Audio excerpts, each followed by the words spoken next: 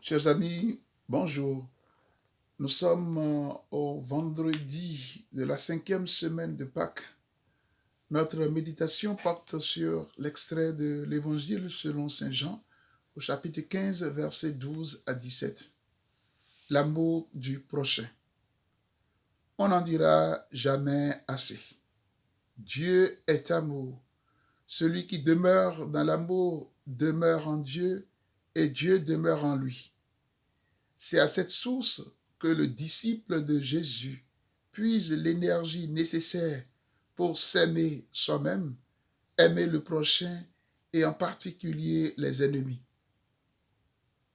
C'est en Jésus, par Jésus et avec la puissance de l'esprit d'amour qui unit le Fils au Père, que cela ne pourra être rendu possible et effectif. Nous avons à faire un chemin de guérison des profondes blessures en amour, d'apprentissage au véritable amour du don total et gratuit de soi pour le développement et l'épanouissement de l'autre, puis de générosité. Ce chemin nécessite le discernement, l'humilité et la confiance en la divine providence. Saint Paul, dans sa première lettre aux Corinthiens au chapitre 13, versets 4 à 7, nous en donne les caractéristiques.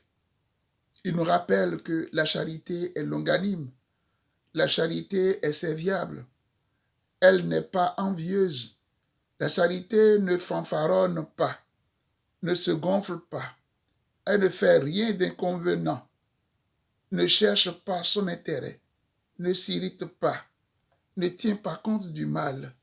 Elle ne se réjouit pas de l'injustice, mais elle met sa joie dans la vérité. Elle excuse tout, croit tout, espère tout, supporte tout.